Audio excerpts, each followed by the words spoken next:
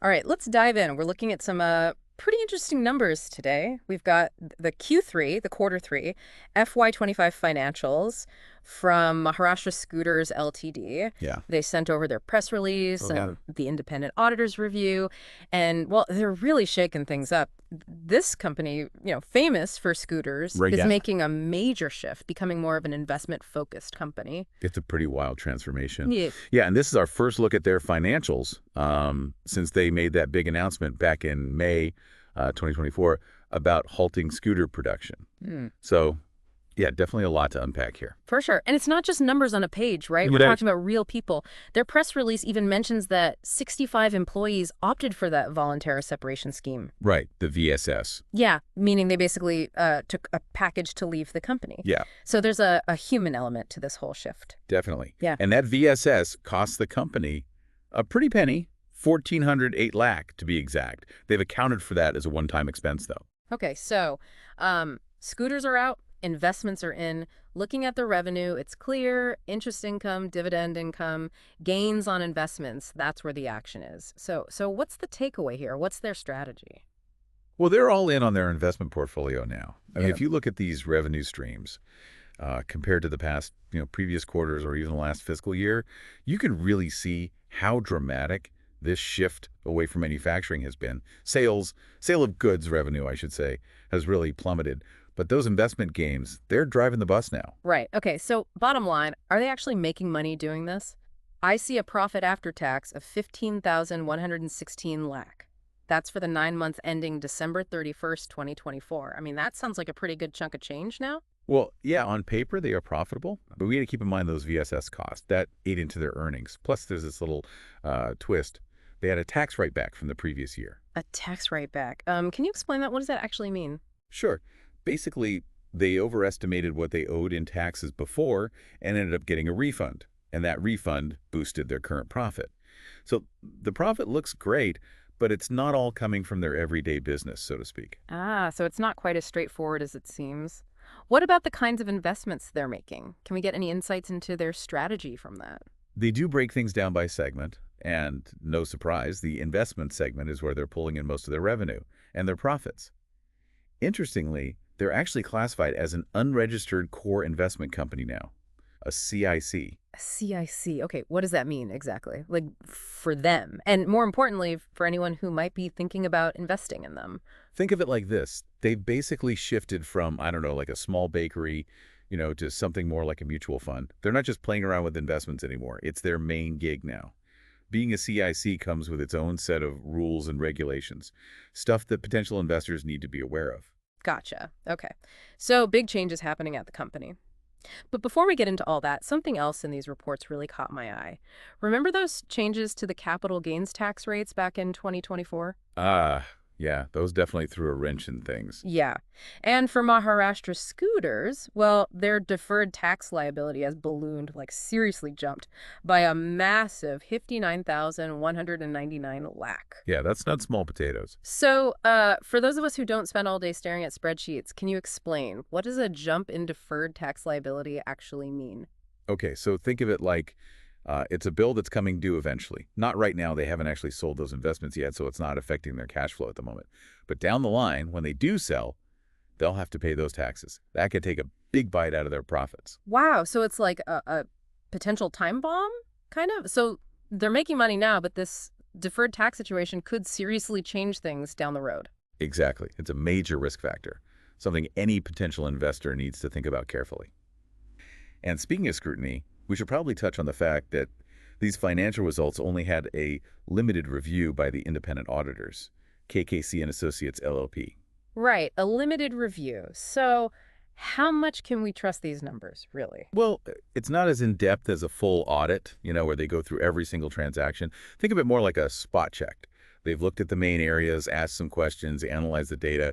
It gives some level of assurance, but it's not, a rock-solid guarantee like a full audit would be. So, like, they check the foundation and the framing of a house, but maybe not every single electrical outlet?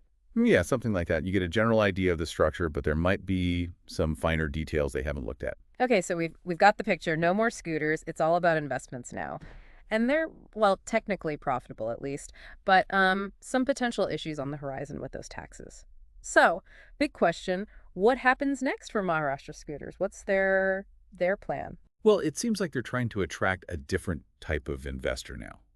Someone who's not looking to buy a scooter, obviously. They're looking for someone who wants to get into the market, through a company that's actively managing its investments. So they're like a publicly traded mutual fund, is that what you're saying? Exactly. They're banking on their ability to pick winning investments.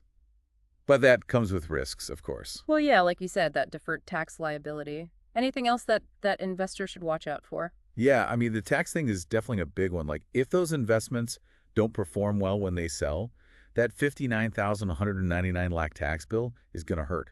Yeah. It's like a gamble. You could win big, but you could also end up owing a lot to the tax man. Ouch. Yeah. Anything else? Well, you always have to consider the regulatory environment. Things can change. Remember that CIC classification. Those rules could change, and that could Yeah. affect their strategy, their profitability. It's a whole different ballgame now, and the rules can change at any time. Right, so it's not just about picking the right stocks. They also have to play by the rules, which might change. Exactly. And that adds another layer of risk for investors to think about. So even though their profits look good now, investors still need to be cautious. Absolutely. Don't just look at the numbers on the surface. You got to dig deeper. Understand the context. A smart investor would want to see how they're making their investment decisions, how they're managing risk, how they're dealing with all these regulations. It's amazing what you can learn from just these two documents, you know? The press release and the auditor's report, it's like detective work almost. Yeah, it's all about information and analyzing it properly. These reports might seem boring, but they're full of insights if you know how to read them. And for our listeners, this is a good reminder to always do your homework before you invest in anything. Don't just read the headlines, get into the details, understand the full story. Absolutely. Ask questions. Don't take anything at face value. This whole thing with Maharashtra scooters, it's a perfect example of how things aren't always as simple as they seem. So we've talked about the financial side of this transformation, but there's more to it than that, right? I mean, there's the human side of things too. Right. We mentioned those 65 employees who took the VSS, but what about everyone else? How is this shift, from making scooters to managing investments, how is that affecting their jobs, their lives? Yeah, that's a good point. It would be interesting to see what kind of impact this is having, not just on the company, but on the community too, where their factory was. For sure. Decisions like this, they have ripple effects. People's livelihoods, the local economy, definitely something to explore further, maybe in a future deep dive. Yeah, it's a good reminder that even in finance, there are real people behind the numbers. Exactly. You can't forget about that human cost. Okay, so to recap, we've seen Maharashtra scooters go from, scooters to stocks, Hmm. manufacturing to a full-on investment company. They're doing okay financially for now, but there are some things to watch out for, especially that deferred tax liability. And they're clearly targeting a whole new type of investor, someone who understands the risks involved with this new strategy. Right. We've looked at their financials, explained some of the more complicated accounting stuff like that tax write back, and we've even talked about the impact this is having on people. We've also emphasized how important it is to look beyond the surface, to ask the right questions, and not just accept things at face value. But before we finish up, I have one last thought I want to leave you with. Something to think about as you look at other companies, other industries. Okay, I'm listening. We've seen Maharashtra scooters completely reinvent themselves, right? Huh. They were known for scooters, and now they're something totally different. Makes you wonder what other industries might be going through the same thing. That's a great question. I bet we're going to see a lot of companies, changing their business models, adapting to new technology, maybe even completely transforming themselves. Yeah, I have a feeling we'll have a lot more to talk about on future deep dives. But for now, we'll leave you with that question. What other industries are on the verge of a major shift? Keep an eye out and keep an open mind. Things are changing fast. And it's not just whole industries, right? Like, what about the companies within those industries? Are there businesses out there that are, I don't know, stuck in the past, just waiting to be disrupted? Maybe there's a whole Maharashtra scooters story happening right now that we haven't even noticed yet. That's what's so cool about business, right? Things are always changing. There's always that potential for innovation, for someone to come along and shake things up. It's a good reminder to pay attention, to keep learning. So to wrap up our deep dive on Maharashtra scooters, we've seen them go from, scooters to stocks, from building things to basically becoming an investment company. We looked at the numbers, talked about those tricky tax implications, and even thought about how all this is impacting, real people. It's been quite a journey. They've really reinvented themselves, adapted to the market. Just goes to show that in business, nothing stays the same forever. Yeah, and we saw how even when you're dealing with finance, there's always more to the story than just the numbers. Those numbers represent something real. Absolutely. For our listeners, I just say keep exploring, keep asking questions, and don't be afraid to challenge what you think you know. Like this whole thing with Maharashtra scooters, it's a perfect example of how things can change in unexpected ways. Until next time, deep divers, stay curious.